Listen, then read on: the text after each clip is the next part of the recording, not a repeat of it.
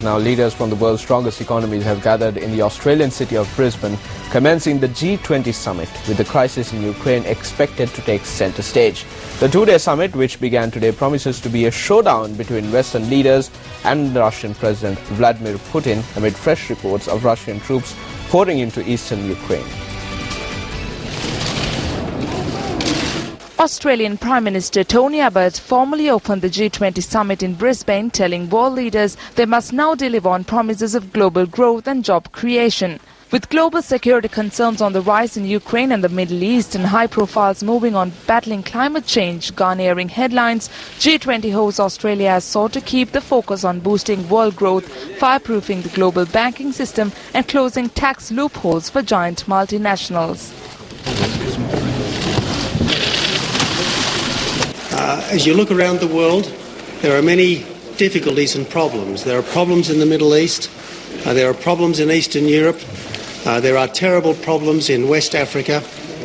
Growth has been fragile, but the message that should come from us over these next 2 days is a message of hope and optimism.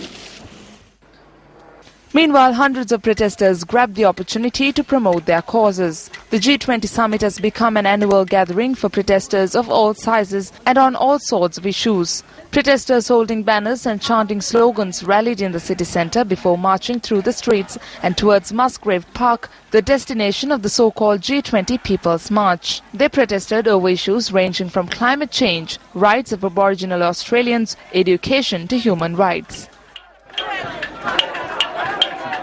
Meanwhile, in a speech aimed at highlighting a strategic rebalance to the Asia-Pacific region, President Barack Obama said the United States is a Pacific power committed to its Asian allies and will not tolerate small nations being bullied.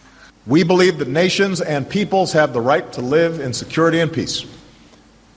That an effective security order for Asia must be based not on spheres of influence or coercion or intimidation where big nations bully the small, but on alliances of mutual security, international law, international norms that are upheld, and the peaceful resolution of disputes.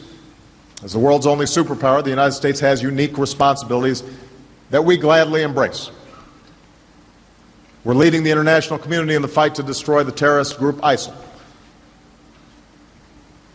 We're leading in dealing with Ebola in West Africa and in opposing Russia's aggression against Ukraine, which is a threat to the world, as we saw in the appalling shoot-down of MH17. But in this engagement, we are also encouraging China to adhere to the same rules as other nations, whether in trade or on the seas. And in this engagement, we will continue to be frank about where there are differences.